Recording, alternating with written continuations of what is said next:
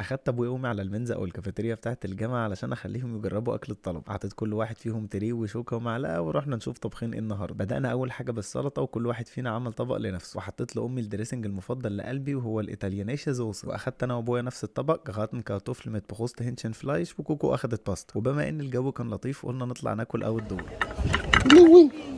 خلي بالك خلي بالك دعاء. بعد ما خلصنا اكل رجعت الاطباق وجيت لهم تاني علشان نروح نشرب قهوه سوا في الاشطاط قبل ما نبدا الشوبينج. مش عاوز اقول لكم انا بحب الشوبينج مع ابويا قد ايه، خصوصا وانه بيثق جدا في ذوقي. خد ده معاك. هو يا غبي. يا عم جرب. انا يا جماعه دولابي بسيط جدا، ما فيهوش غير لونين او ثلاثه بالكتير، يعني ابيض اسود اسود اسود تاني، وصعب جدا تلاقي الوان غريبه ورسومات وحاجات مشجره والكلام ده. وعادي جدا لو لقيت 3 4 تيشرتات ليهم نفس اللون والشكل بالظبط، خصوصا لو كان التيشيرت لونه اسود، وده ببساطه علشان هو لوني المفضل. تعالوا بقى نرجع للحاج اللي بدأ بشويه هدايا لاحفاده وسوبرمان وحركات، وبعد كده ننزل نشوف امي بتعمل ايه. واوعى كوكو كده بلطو يا قمر توعدني على السهر، بلطو اسود وحركات. عايزه بس تركبي ورا بابا على الموتوسيكل وتمسكي في وسطه.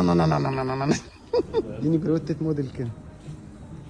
بعد كده اتحركنا علشان ابويا الحاج كان عايز يشتري كروكس، فروحنا محل شوزات. ثانيه واحده يا جماعه، ابويا الحاج اقسم بالله ينفع موديل عليا النعمه، انت لو ماشي على الرانوي مش هتبقى بالحلاوه دي. شفتي احنا جبنا الكروكس ده لبابا شبه الشباشب اللي عندي في البيت. واخيرا وليس اخيرا رحنا تيدي علشان نجيب طفايه سجاير لابويا بدل ما هو عمال يطفي في كوبايه البيت. بس طفايه مش عارفه تلاقيها طفايه ولا لا. انا بصيت بس دي مش طفايه. واخر حاجه هنختم بيها فقره الشوبينج الجميله هو السوبر ماركت قبل ما نتحرك علشان نقابل خالي اللي قرر يجي يقضي معانا يومين هو كمان. مش عاوز اقول لكم انا كنت سعيد قد ايه وهم حواليا. يا جماعه ما تمشوش قدامنا، مش عارف اشوف حاجه من قرعتكم دي، مش عارف افتح عيني. هو انا بس. واخيرا يومنا بينتهي في البيت مع اكله حلوه وصحبه احلى. ما تنساش تعمل فولو ولايك وشير، وشكرا واشوفكم الفيديو اللي جاي. مش عايز حاجه من الدنيا تاني.